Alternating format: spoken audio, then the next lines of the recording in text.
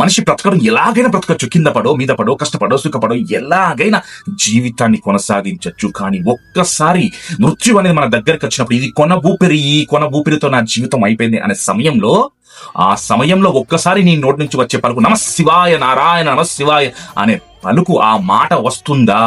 ఎలా వస్తుందా మాట? ఆ ఒక్కసారి నీ కొన ఊపిరి టైంలో ఈ యొక్క పదము, ఈ యొక్క మంత్రము గనక నీ నోటి నుంచి వచ్చిందో, ఎన్నో జన్మల చేసుకున్న పుణ్యం, అది శివైక్యం అయిపోతావు నువ్వు. అది ఎలా వస్తుంది? ఏ ఊరికైనా వస్తుందా?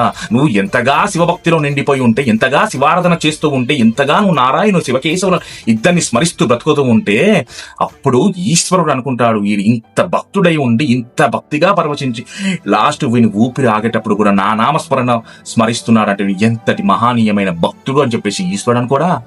ఎందుకనుకోడు? ఖచ్చితంగా అనుకుంటాడు.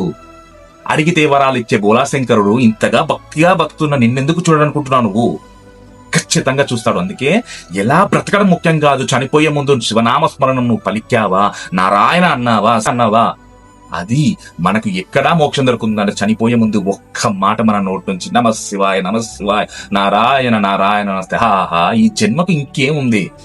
ఇన్ని రోజులు బ్రతికిన జీవితం కన్నా చనిపోయే ముందు నా భగవంతుని, నా నాన్నని నేను మనస్ఫూర్తిగా నమశివాయ పలికి నీ పోతున్నాను అనే భావన, అదృష్టం ఈ జన్మలో దొరుకుతుంది నీకు.